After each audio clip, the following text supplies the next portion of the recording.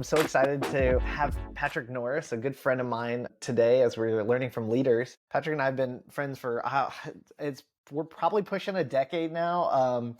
I love how our stories intertwine. That Phil and I got a chance to just share a little bit of what we do and how we help churches grow many years ago. And you were hosting an event at your church for other local pastors there in Kansas City, and I feel like it was a match made in heaven because I just love the way you think. I love the way that you process life and ministry. So I'm really am excited to have this conversation together. What do you remember about that event? Anything? Well, I think I go back before that. I go a little Oh, further that's in right. history. I met you at Church of the Highlands That's right. at one of the big events many years ago. Yeah. And I just so enjoyed you that as Focus 412 began to be something that I really needed your support with Mm. for the church I was pastoring. And you came alongside and just offered such wisdom and insight and partnership. So, yeah, there's a lot of respect right here going that Man, direction. thank you. I remember. Yeah, we were sharing the same. We were in the same hotel and just happened to run into each other. And again, that's what I love too. You're so relational, personal. Let me give a few accolades if I could, just so that people know who Patrick Norris is. You have 4 decades of pastoral leadership that really has equipped you as you're working now with pastors, churches, and high performing individuals. What I love in the area of emotional health, specifically addressing unwanted behaviors, and then emotionally intelligent leadership. So, like, you got it from all different views and angles. And I specifically like when I say I love the way that you think is you combine that biblical wisdom with also psychology and cutting edge neuroscience. So you're helping guide people towards really lasting transformation. I've even some of the conversations you and I've had has helped me be a better dad and having conversations with my son, as he's getting older and he's trying to figure out his body and his mind and his spirit. I've been able to say, okay, which one is dominant right now? Which one, is are we following, and which one has been redeemed? And that's the one that we want to, pursue. So I just want to say thank you for Oh my investing in me. gosh. I just love the way God made you. So Well, you're such a good dad, and I'm not just placating you. I love hearing how you process those things. And of course, I've got a 30-year-old and a 27-year-old, both sons. And as a result, there's things that I wished I had known.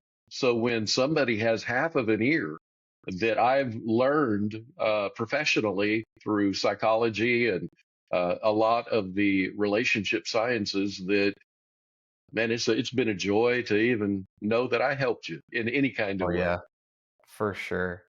Well, tell us a little bit as we get started, your journey from ministry to now leading Red Ink Revival, and what that process has been like. Because I know it's unfolded over decades, but it's exactly what God has intended for you. So I'm excited to hear. Yeah. Well, I started out by doing a missions trip back in 1980, and I went to Europe for 6 weeks, ministered all over, came back, began to guest speak, and then I pastored for 2 years in West Texas, a little town called Post, founded by C.W. Post of Post Cereals. He was an innovator in trying to get it to rain in, dusty West Texas. And after I had done that for a couple of years, I had made a lot of relationships with pastors across Texas and beyond, that I launched into a guest speaking ministry and began to do that for the next 13 years, was in conferences and Bible colleges and so on. And then in 2001, I felt like God had led us to start a church here in Kansas City.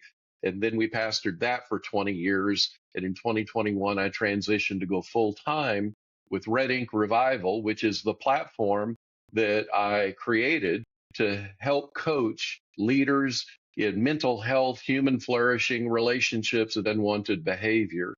There's so much of what we do on the church side of things of helping churches get healthy, but I've seen such a tight connection between the health of the leaders that a church is producing is heavily connected to the health of the organization, but really is solely dependent on the health of the leader that is leading that organization that produces healthy leaders. So I mean, maybe talk a little bit about that process of getting and staying mentally, emotionally healthy, and and how that can be a consistent habit, a consistent practice. What have you seen? What have you found? As you're talking to leaders all over the country in different arenas, but you also have such a deep history in ministry.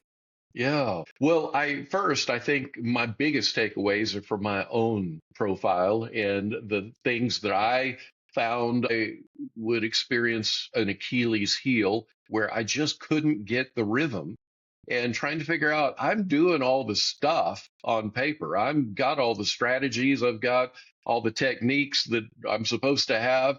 What is it that is disrupting my fruitfulness or success at a Yeah, high level? And as I have done a lot of inward searching, I realized that there was a lot of emotional disruptions. And when I say emotional disruptions, I don't mean that I was just like angry or that I found myself sad or grieved. It had to do with everything that we do as humans. Everything we do has an emotional component to it. Emotion, if we kind of took a loose etymological breakdown of the word emotion, we could say that it is energy, energy in motion. That emotions are to create motivation and movement. And when I began to search my own heart and soul as to why I was predisposed to some behaviors that I wasn't even aware were creating problems. And then as I interact with pastors and leaders in organizations, I find this is a common experience across the board where sometimes whenever we feel what is called distress intolerance, we have emotions that we don't have comfort with. We then use coping mechanisms to regulate ourselves. The coping mechanism can be as simple as if we have an individual in front of us, we are feeling this discomfort, that we can use techniques like a strategy of powering over them, a technique of avoiding them, a technique of whatever is going to protect my sense of self. right, So to be able to regulate by virtue of knowing what's happening in us, by recognizing this emotion and then balancing that emotion without the coping mechanisms that we have defaulted to. And as we know that the default mechanisms may be that a person goes into private scenarios and maybe they have excess alcohol consumption right, and then that just wrecks the whole ministry. Or they have issues of sexually acting out. That wrecks their ministry. It's not about alcohol. It's not about sex. It's not about managing anger. It is fundamentally about, first of all, understanding our emotional sense of self and then being able to come to a regulated state so that we can present the best of ourselves.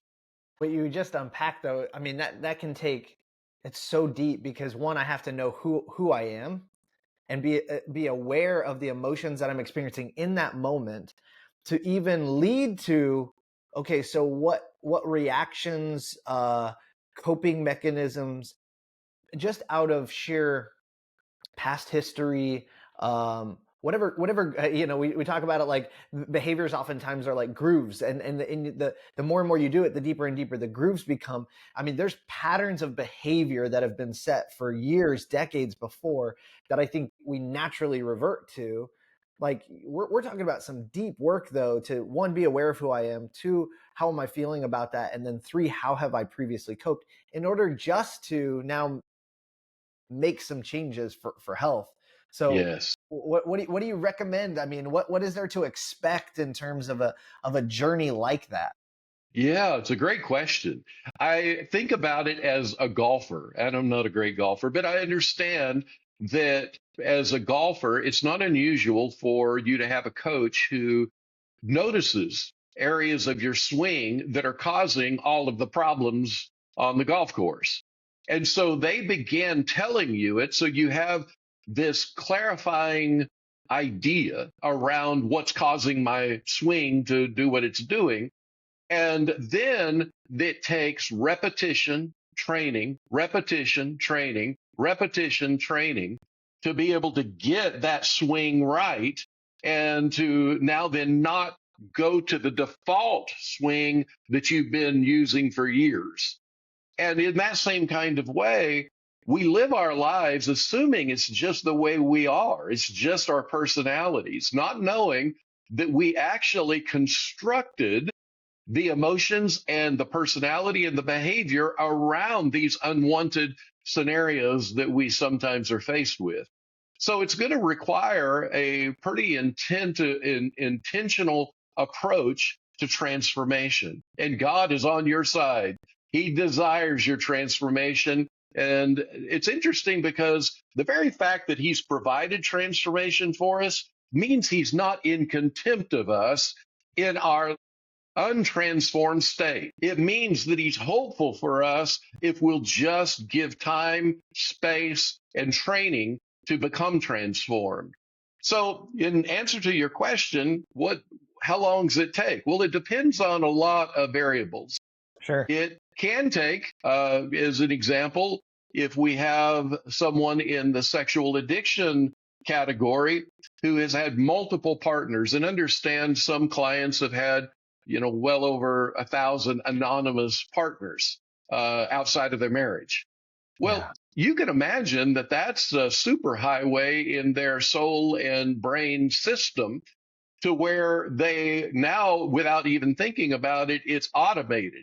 And so for them, it's going to take a pretty strong 2 years to get back to just a baseline. Yeah. And that's with intentional, regular exercise training to get yourself into that space. So Yeah. it could be much lower depending on what the variables are. And there's a lot of variables that would have to go into it. And I'm happy to talk about those as well. But yeah, it's something you've got to be ready to be trained and stick with it until you have the transformation. Yeah. I like that it doesn't happen in isolation, though, is what you're saying too, is that you need somebody from the outside to be looking in and helping you identify patterns, behaviors, responses, reactions. Um, what's cool about that is you begin to start to see your own patterns. You get to start to see your own, sensitivities or overreactions, and that really begins to shine a light into, okay, my anger, or my inability to even articulate how I'm feeling. And it's like, well, where did that come from? Okay, so I love that because it is an exploratory trip, but it's not intended to be done alone. You actually can go, we all say this in the church when we talk about groups, you go further faster if we're doing it together. And so, I love that too in terms of leadership and emotional health. Like, man, we shouldn't be doing that alone. You got to have somebody Absolutely. there.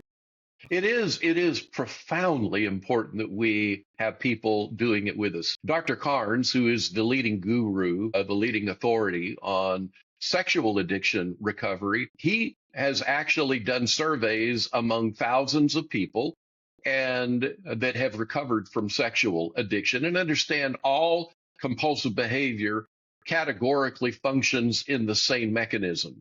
While I'm using the phrase sexual addiction, I'm really talking about anything that is unwanted behavior in a person's life.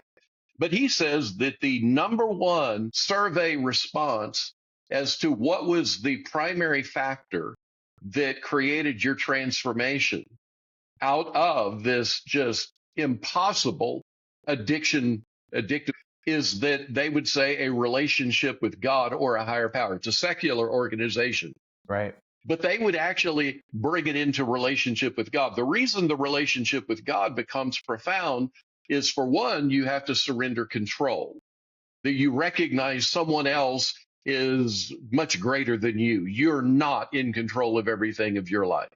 That's Right. a big one. The next thing that is that by sensing a God who loves you, that activates oxytocin in the brain and body that calms your cortisol, which is the stress hormone. And by virtue of that, it predisposes you now then to returning to balance more easily. So the intimacy, the joy, the delight of God in you is profoundly important to your transformation. Then the Yeah. second response in the survey is that you had a group of people that you were fighting for the same things, you were learning the same things, you were growing in the same content. And by this ability of being community, there's what we call co-regulation, where I begin to help another regulate their emotions. They help me regulate mine just by being in the relationship. And then a subsequent survey response that is in the highest order would be a trainer, have a coach, have somebody who is actually speaking with authority into your exact scenario. Yeah. Those Wow. are the top three predictors of transformation. Wow. That's so cool. Um, Something as you're talking that came to mind that I know you brought into my world that was really revolutionary is, and we could talk about this concept of like radical candor or trust, like authentic, real vulnerability, openness with others, but while simultaneously growing in relationship with others while simultaneously being true to who God's made you to be. This concept Yes. of differentiation is what I'm bringing to the forefront, because I think there was something about that even in our conversation that was like, I'm a 3 on the Enneagram, I'm concerned about perception and how people view me, and the success, a lot of how I'm seen is tied to the success that I can bring. And so there's this large tendency for me to want to hide how I feel, that I feel if I'm being taken advantage of, or even if I'm accepted. So I do a lot of the work to find acceptance.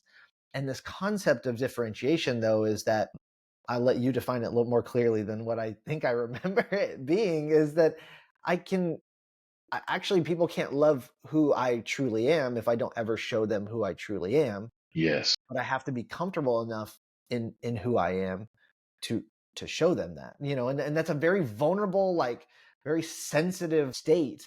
Again, there's no question here except for clean that up. Talk a little bit about with our audience what differentiation is and how it can honestly transform relationships.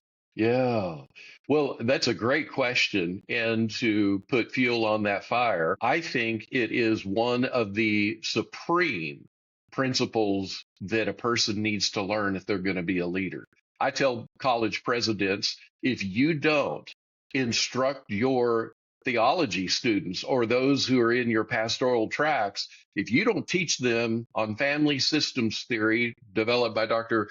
Murray Bowen, if you don't tell them how to be self differentiated, it is cruel, because you're sending them into a world where they will absolutely lose. And from that, they will begin to manage their disruptive emotions in ways that create problems for all of the body of Christ as they Yeah. flame out. So, what is self differentiation? It is where you're able to hold on to yourself, to be true to who you are, to be authentically you, even when you're wrong, but not in a way where you're holding on to yourself to protect from other people's opinions. It's just you're being true to who you are, and you're being connected to other people. So a self-differentiation model would look like if a parishioner, somebody in your church, comes to you and they are angry and they are spewing accusations and kind of the undertones of threat on you. Well, when you see and hear that, if you have been trained in self differentiation, you're easily able to recognize, wait a minute, I am separate from who they are. I know who I am and who I'm not. I know who they are and who they're not. That disruption of anxiety that's in them right now, that they have built an entire prediction model that I'm the issue, that is their emotion. And biblically, we all individually are responsible to manage our own emotions. And yet, all of us, even pastors, have a tendency to assume if I could just get these people to change, I could come back to shalom. I could be at peace. However, biblically, other people's behaviors, their attitudes, their emotions are not required for you to live in shalom. So what you do with self-differentiation is you individuate, you know who you are, who you're not, what you want, what you don't want. And when somebody comes into that space who is bringing a contagion, an emotional contagion to you, you are able to recognize, no, wait a minute, they are having a lot of anxiety. They're angry. They're frustrated. When I'm individuated or differentiated, I can stay connected to them without owning their emotions. The extreme, or when I go too far, is I carry their emotion. Their emotion becomes my emotion. Or the other extreme is that in my differentiation, I'm so separate that I'm dismissive, and now then I don't care about them. Right. Both of those extremes are going to create massive problems for any relationship, and leadership is built on relationships. So it's going to screw up all of your leadership if you don't get self differentiation right. Man. What I love it too, because there's that fine balance of saying your emotion or even your view of me should not affect the peace that I have within me, because I am doing the hard work of finding out who God's created me to be, what He's called me to do, how I'm working on myself to be a better father, husband, leader, friend, you name it. And so a lot of times, and in layman's terms, a lot of times somebody's spew onto you is oftentimes just more of a reflection of what's going on within them Yes. than how that should make me feel about myself. Which, man, it's such a slippery slope, because especially as leaders, we're serving so many people in so many different areas that it's hard not to feel isolated or alone if people are doing that to you, and they are. I mean, pastors and leaders are meeting people in the hardest, some of the most difficult times of their lives, um to carry all of that, but still carry it with a compassion and an understanding and a desire to help, but not let that influence who you are and who God's called you to be. I think you're right. It's paramount. It's so um im- uh it's a game changer. So what do you do? What's the hard work to become centered in who you are and who God's called you to be, so that you can have that level of compassion without that level of um, owning it, uh, having people's projections on you become who you really see yourself being? Yeah, I think what you first want to do is recognize what you want and what you don't want. And what is interesting is it doesn't require you to be right. What we live in a society today, particularly now with cancel culture, where we're afraid to commit to what we believe about a thing. Now, doctrinally or theologically, a lot of times people don't have a problem with that. But beyond that, to commit to something we believe makes us feel vulnerable to exploitation in some kind of way. So the first thing is recognize this is what I think is true about everything from building a building to the way I'm going to interact and move this particular person into a leadership role and et cetera. I think this is accurate. When you commit to something, now then there is an easier diagnosis as to what is going wrong and where I might have got it wrong, where I might have missed it. So I can see the Because a contrast. plan or an action is now in motion Yes, versus just yes. being mentally, I'm dreaming about it, thinking about it, strategizing it. Now I've had to make a move. That's what you're saying. So now that's out for other people to judge and for me even to judge. Yes. And I might Yeah. have to come back and say, yeah, you know what? After I got into that, I realized that that wasn't the best interest of myself or our organization. Well, that is growth. Growth happens when you make those adjustments. We're afraid of making a mistake as though a mistake is our shame wear. We wear the shame of making mistakes. Well, I just want to encourage everybody. Nowhere did God tell you you were flawless.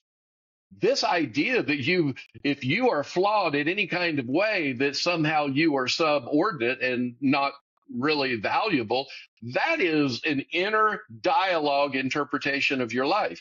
So Be willing to make a mistake, but you can never actually do that if you don't commit to something that you believe about a thing. Some people will commit to what they believe, but that's it. They believe about this, and then they are hard headed, move forward. They won't listen to anybody else. And that is equally dangerous for a leader. Yeah. So, what we want to do is first individuate, know what we want, and assess and be true to ourselves. I have to, as a leader, as a point person, I have to be true to the way I'm reading it because I'm in this seat. I've got to make this decision, and everybody else's ideas around it, they cannot be the ultimate. Otherwise, I'm untrue to me. And if I'm untrue to me, I'm not really leading anymore. But I have to be willing to recognize as we're moving forward, I might have just bit off on something that is completely screwed up. And I've got to have humility and continue to stay connected to my whole team to let them give me honest candor and feedback so that I can make growth decisions forward. Yeah. Gro- I like that because growth isn't just um, up and to the right. Growth, and I think we would all think about this. Like, man, some of the best times that I ever grew was when a massive failure occurred.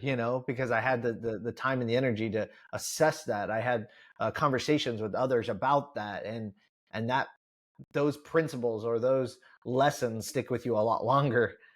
So it is, we're kind of fooling ourselves if we think growth's not going to come in the future when it comes with failure. Like, it absolutely will. Those two are often so well tied together. Yeah. You keep saying, and this is maybe even my sensitivity to it, is who we are, being true to ourselves. That's what you keep saying. How you've talked about this concept of, I think our culture has taken that and runs with it in the lane of emotion. So my emotion, how I feel, dictates how I should be true to myself. But you've talked about this paradigm where there's the soul, body, spirit, mind. Like, there's all of these components that are work together for me actually to be true to who I am. Maybe explain that, and how I can be conscious of really the parts that God made me with, and how those all work together now in order for this restoration to be a reality. Absolutely. That's such a great question. Thank you for that. Um, when we read through the scriptures, we realize that uh, there is not a reductionist reality to the brain and body being the source of all of our emotions, all of our mental processing, all of our memories, every volition or choice that we make, all of our sensory perceptions. That is not happening in your brain and body, your nervous system, as the originating source. All of it is happening in your immaterial inward man, spirit soul area. What philosophers, people like J.P. Moreland, Stan Wallace, and others, have done the research on is how the inward man possesses the faculties of our our mental, our emotional, our sensory, our social, our volitional capacities. Everything that we are talking about here is what we're going to have disembodied when we're in the intermediate state, even as we come back into our bodies as the resurrection glorified bodies that we'll have in the new heavens and new earth. But even in the intermediate state, without a body, we will actually have all of our senses intact. In near death experiences, there are people who have died on the operating table, gone 2 floors into the hospital. They heard conversations, they saw things go on, and it was confirmed by those people who were actually talking at the time. What this means is that your emotions are not originating in your brain and body. Your brain and body are simply animated by what is happening in your soul. So the fact that Jesus is called the shepherd and bishop of our soul means that he has very high investments into what's happening in your inner man, which is the energy source of all these disruptive and even pleasant emotions that are happening in you. Now, let me, if you don't mind, let me segue just for a second, because I think it's real important that we make a distinction. In Lisa Feldman Barrett's lab at Northeastern University, she is a disruptor in psychology in modern days. She came up with the constructed theory of emotion, and it's the only one that is evidential in neuroscience. She was a psychologist who then became a real neuroscientist studying the issues of both emotions and behaviors in her lab. The reason I go into this is because what we discover is that our emotions are something we construct based on every event that ever happens to us. When the event happens as a baby, all of a sudden we log those memories, associate that, and then we use prediction models to simulate any meaning of interpretation for right now and what's going to happen next.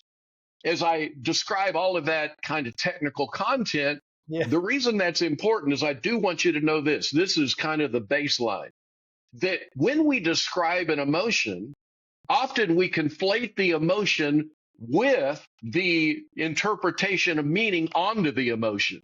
Because what happens with affect, which is your inner metabolic budget, is that you're feeling things you think is an emotion, but you've trained yourself that this means this, whatever the interpretation is.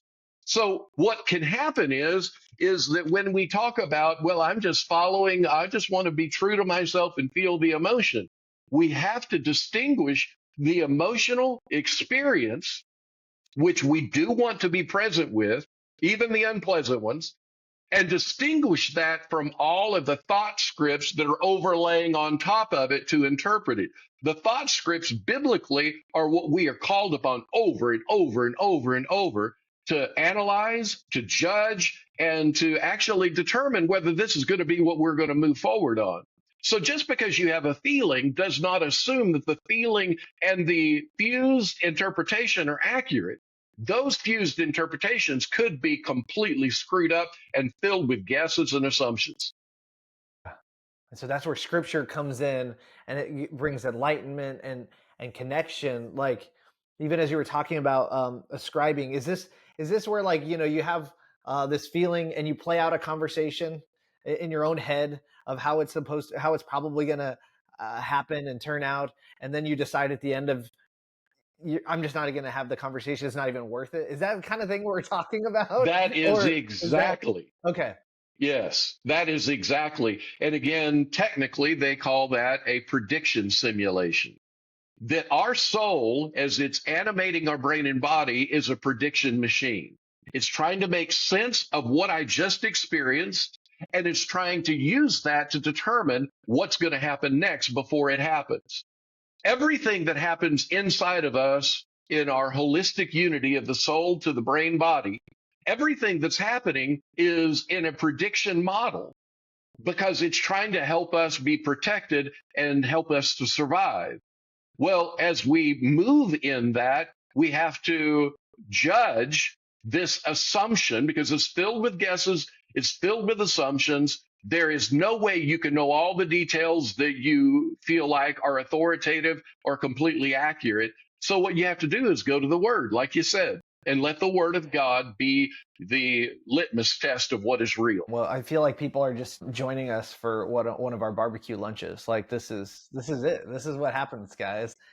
Again, I see such, you've brought, even when you were preaching regularly, when you were leading your church, you brought such great perspective on not just what the Word of God says, but how God, what we've learned about how God has created us. And that, again, is so magnificent in how these things are uniquely tied together, that when we pair it with the Holy Spirit and we pair it with the Word of God, there's like, it's this supercharging transformation. That's like, it's like you're beginning to expose the mystery of the gospel, but from so many different ways and angles. And I think that just, I know that has encouraged me to do the hard work and to learn, like, okay, God, how have you created us, and what Yes. are my proclivities or sensitivities, or just being a student of, and you even just said it, of the emotions, even if they're, let's just label them, let's just call them out, let's just articulate what I'm feeling and what that's causing me to want to respond to. That alone is some of the best work, because now I can put that in light of scripture, that in light of the example that Jesus gave and said, no, that's selfish, no, that's arrogant, no, that's rude, no, that's, let's pair it with the fruit of the spirit, let's be kind. And so um thank you for helping make very well, one, for being drawn to some of these complex issues, but also giving your life to helping explain them to people like me that can somewhat understand.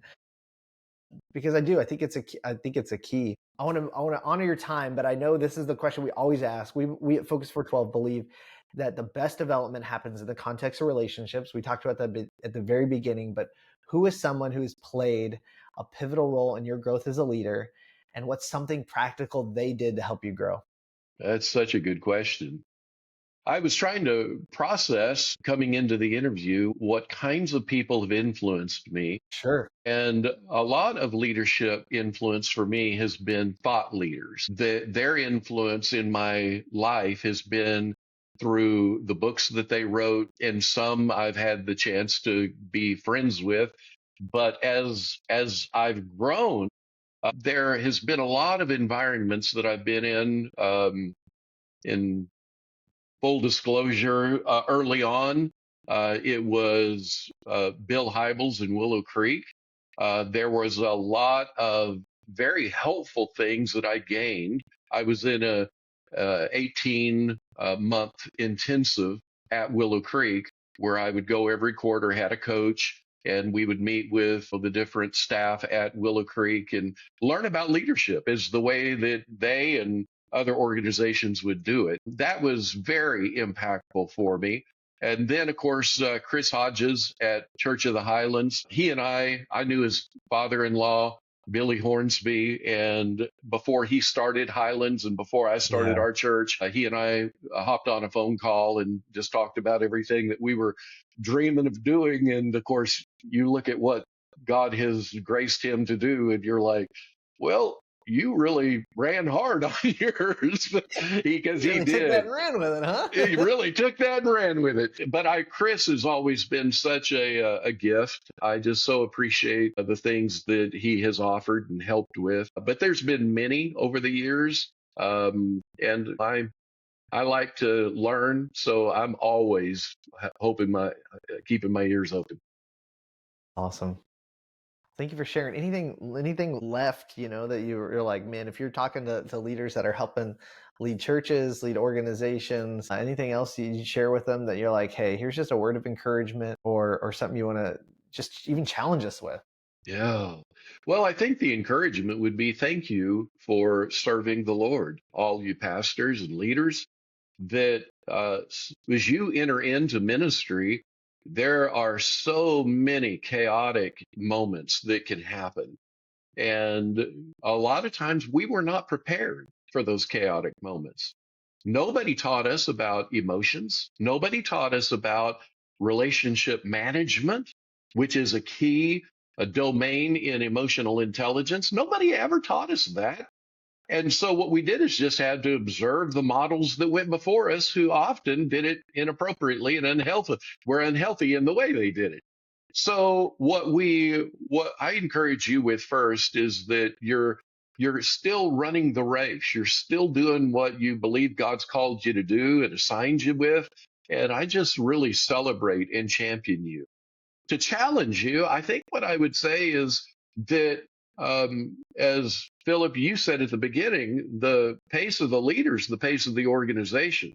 If you want to have an emotionally intelligent church or business or whatever your family, if you want to have an emotionally intelligent anything that you are influencing, you're going to have to begin with you. The greatest gift that a person can give their wife and kids or their husband and kids is that they do the work on themselves psychologically. Psychological, in my definition, is psyche, Greek word for soul, that you manage your soul well. And it's hard to manage something if you don't even know what it is or what it possesses, what its faculties and capacities are. But I would just encourage all of our listeners to really be intentional to grow in emotional intelligence and allow God to use your modeling to help grow everyone under your leadership in whatever domain that is. That's such an encouragement and challenge. That's great. I think that's a theme today. It's like recognizing there's work to be done, and we've got everything that we need in us and around us to do it well. Thank you so much, Patrick. Thank you. If you'd like Patrick to be a help to you, I know at reddinkrevival.com you can find out more. There's one-on-one transformational coaching. There's even coaching with your team that he comes in and partners with teams and helps them go through a process where they can learn together how to be healthy and continue to thrive together. Anything else? Any other places or things that might be helpful that we could look at? I know there's podcasts and different things that you've done in the past, so I'll let you speak to that. Yeah, I think the thing that I would really love to promote, if you will, is that right now I've got several churches that I'm working with the pastor and their teams with emotional intelligence. It's a platform that I created, or a course that is called Transformational Church Leaders in Emotional Intelligence. And we are helping them learn how to regulate and manage their emotions so that when they're in relationship systems, which that is leadership, when they're in relationship systems, that they're actually functional, healthy, connected, and they're not letting anxiety drive everything in the organization. And that So sounds I'd love, powerful. reach out if you'd want to walk it out. That's so great. Thank you so much, Patrick. Thank you, Philip. It's such a joy. Soon. Okay. Yeah, sounds